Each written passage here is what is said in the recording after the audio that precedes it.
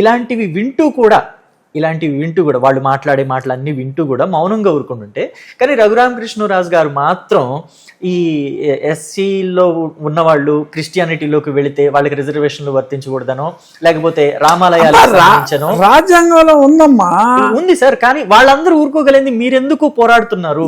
ఏం చేయను, భక్తు రాజకీయ నాయకులే మెదలకుండా ఊరుకున్నప్పుడు మీరు ఎందుకు పోరాడుతున్నారు? అంతలా పోరాడాల్సిన అవసరం. నేను రాజ్యాంగం మీద ప్రమాణం చేసి రాజ్యాంగబద్ధ పదవిలో ఉన్నాను. ప్రస్తుతం నేను రాజకీయ నాయకుడిగా లేను. ఓకే, రాజకీయ నాయకుడిగా ఎంపిక అయిన వాళ్ళకి కూడా కొన్ని రాజ్యాంగ పరిధి చట్టాల్లో ఉండవలసిన ఉద్యోగాల్లో మా ముఖ్యమంత్రి గారు నన్ను పెట్టారు. మరి ఆయన నాకు నమ్మకంతో ఇచ్చిన ఉద్యోగాన్ని నేను వంపు చేయాలా? చేయకూడదు కదా. చేయకూడదు.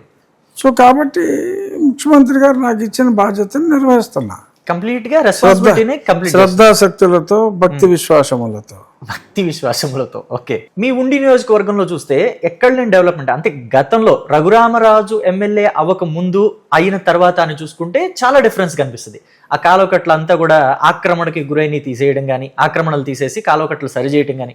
ఎందుకంటే రేపు ఎప్పుడైనా వరదలు వచ్చినప్పుడు ఆ కాలువకట్లు తెగిపోతేనే కదా ఊళ్ళోకి వస్తాయి. సో ఇలాంటివన్నీ మంచి పనులు చేయటం కానీ, ఇంకా చాలా అవన్నీ. అంటే ప్రభుత్వం దగ్గర ఫండ్స్ ఉన్నా లేకపోయినా మీరు ఫండ్స్ రైజ్ చేసో లేకపోతే మీ సొంత డబ్బులు ఖర్చు పెట్టో చేయించడం అయితే చూసాం. మొత్తం అంతా మీ నియోజకవర్గం మొత్తం తిరిగి కవర్ చేయాలంటే ఓ నెల రోజులు కూడా సరిపోదన్నంత డెవలప్మెంట్ కనిపిస్తుంది. సో అయితే ఇలాంటివి ఏవీ పట్టించుకోకుండా ఓన్లీ ఆ ఆకివీళ్ళలో జరిగిన ఆ సంఘటనని మాత్రమే హైలైట్ చేస్తున్నారు కదా కొంతమంది, ఓ గుప్పుడు మంది. సో దాన్ని ఎలా చూస్తారు మీరు? గుప్పుడు మంది విమర్శిస్తున్నారు, అవును. బట్ ఇది రాష్ట్రానికి సంబంధించిన సమస్య. ఒక ఆశాకిరణం లాగా మా నియోజకవర్గం, మా ఆకివీడి ఇన్సిడెంట్ కనపడింది. అప్పుడు ఇది రాష్ట్ర ప్రజలు నలుగురు ఏడుస్తున్నారు, అవును. రాష్ట్రంలో 4 కోట్ల మంది సంతోషిస్తున్నారు. అవునా? పక్కా. ఓకే, ఏ సర్వే చేసుకున్నా తెలుస్తుంది. ఎందుకంటే అంత సఫర్ అయ్యారు జనం. రాజుగారు చాలా కాన్ఫిడెంట్ గా చెప్తున్నారు మీరు. అంత సఫర్ అయ్యారమ్మా జనం. అవునా? ఎస్సీ అట్రాసిటీ కేసులు ఉత్తి పుణ్యానికి పెట్టేసి కేసు పెట్టు, ప్రైజ్ పట్టు, దానికి ఇన్సెంటివ్ ఉంది. ఎస్సీ అట్రాసిటీ కేసు పెడితే పోలీస్ స్టేషన్కి వెళ్తే అవును చట్టం చెప్పింది వెంటనే ఎఫ్ఐఆర్ కట్టాలని చెప్పి ఆడ ఎఫ్ఐఆర్ కట్టేస్తే ఓ 50,000 ఇచ్చేస్తారు. ఓకే, అప్పుడు ఏదో 50-50 అని జ్యూవెట్ చేసుకుంటారు. సో అలాగా అదొక కాలం వేరైపోయింది. ఓకే, సో దానికి అదే ఒక క్రిస్టియన్ అయితే ఎస్సీ ఎస్టీ అట్రాసిటీ కేసు పెడతానికి లేదు, వాళ్ళకి అవకాశం లేదు. 95% మారిపోయారు క్రిస్టియన్స్గా. ఆ మారిన వాళ్ళకి అర్హత లేదు. అదే మన సుప్రీంకోర్టు రీట్రేట్ చేసింది రాజ్యాంగంలో ఏదైతే ఉందో.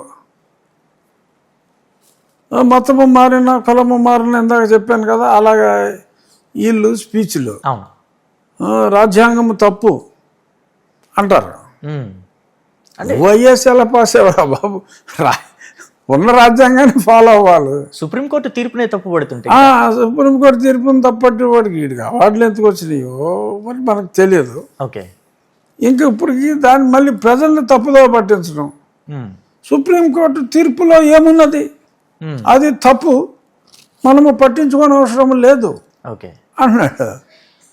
ఏం చేయాలి? అది నేరం కూడా కదా సార్. నేరమే కిందకి రాదా? అది వస్తుంది కానీ ఎవరొకళ్ళు వెయ్యాలి కదా. ఓకే, వీడు ఇట్లా మాట్లాడుతుంటాడు అని చెప్పి వెయ్యాలి కదా అక్కడ. ఎవరికి కావాలి, ఎవడు పట్టించుకుంటాడు? ఏదో పిచ్చోడు వాగాడు అనుకుంటారు, వదిలేస్తారు. సో చేత బట్ ప్రజల్ని తప్పుదో పట్టిస్తున్నాడు, అది రాంగ్. కానీ ఇక్కడ రామాలయం శిథిలావస్థలో ఉన్నది అని చెప్పేసి ఒక పేపర్లో చిన్న క్లిప్పింగ్ వచ్చిందే సాక్షిలో. చిన్నది కాదు, పెద్ద వచ్చింది. పెద్దదే వచ్చిందా? సో అయితే దాని దగ్గరికి మీరు వెళ్ళి పరిశీలించి ఆ శిథిలమైపోతున్న రామాలయాన్ని కట్టించాలి, పునర్నిర్మించాలి అని చెప్పేసి మీరు అనుకున్నారు. కానీ అది సాక్షిలో వచ్చిన పేపర్ క్లిప్పింగ్ మీరు చూసి వెళ్ళటం నాకేమనిపిస్తుంది అంటే, నాకే కాదు చాలా మందికి, మిమ్మల్ని అభిమానించే వాళ్ళకి కూడా ఏమనిపిస్తుందంటే, ఎక్కడో ఈయన ట్రాప్ లో పడ్డాడు అని అనిపించడం లేదా? మళ్ళీ వాళ్ళే దీన్ని అంతా కూడా లేదు జరిగిన తర్వాత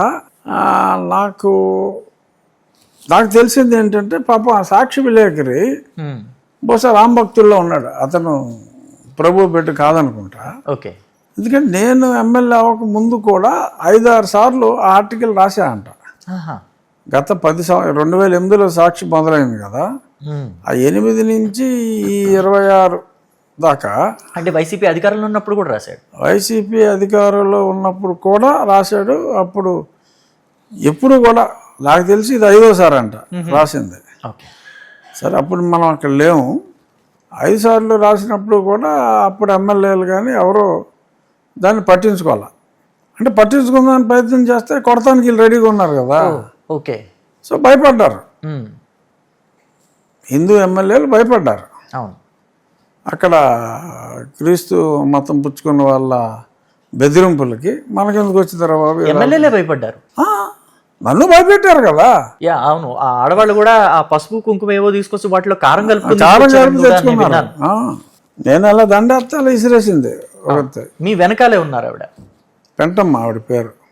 పేరు కూడా కనుక్కున్నారు, జైల్లో కూడా పెట్టారు అమ్మాయిని. ఓకే. ఓకే. సో అలా అందరూ ఎమ్మెల్యే రావాలనుకున్నారు. ఇతను ఏంటంటే స్పెసిఫిక్గా నన్ను రెచ్చగొట్టాలి అనే పేరాలు కూడా ఉన్నాయి. ఓకే. కాలువల మీద ఉన్న ఆక్రమణలు తీసేసే ఎమ్మెల్యే గారికి ఇటువంటి ఇవి కనపడవా అని. అసలు కాలువల మీద తీసేయటానికి శిథిలం అయిపోయిన గుడికి ఏమైనా సంబంధం ఉందా? ఎక్కడ సంబంధం లేదు కదా. రాశాడు సాక్షుడు. అందుకే అన్నాను మిమ్మల్ని ఎక్కడో ట్రాప్ చేశారేమో అని చెప్పేసి. అయి ఉండొచ్చు. సరే, ఇప్పుడు ట్రాప్ ఎవడయ్యాడో నాకు తెలియదు. ఓకే. చేసి ప్రయత్నం చేసి ఉండొచ్చు. ఓకే.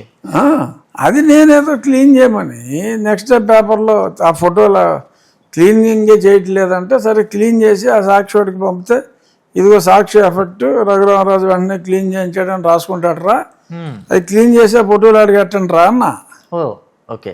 సాయంత్రం అడిగా ఏంటి క్లీనింగ్ ఎంతవరకు వచ్చిందని. కొడతానికి వచ్చారండి, మన వాళ్ళు పారిపోయారు క్లీన్ చేయకుండా అన్నారు. ఓకే. అప్పుడు నేను స్పాట్లోకి వెళ్ళా. అప్పుడు మామూలు ఎమ్మెల్యే కూడా వెళ్ళరు, క్లీన్ చేయడానికి వెళ్ళిన కొడతానికి వెళ్ళారంటే వెళ్ళరు. అవును, నేను ఇందాక అన్నాను కదా రాజకీయ నాయకులు ఎవరు కదిలించుకోరు ఇలాంటివి అని చెప్పేసి. అసలు నేను చేసేది ఏది రాజకీయ నాయకుడు చేయడండి.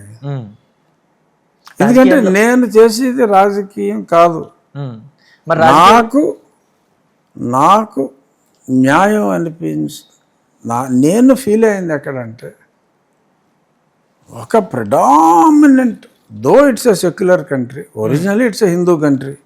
అంబేద్కర్ గారు రాసిందే హిందూ కంట్రీ, ఆ డ్రాఫ్టింగ్ కమిటీ చైర్మన్గా ప్రియాంబుల్లో. తర్వాత సబ్సిక్వెంట్గా 70s సెక్యులర్ కంట్రీగా మార్చారు.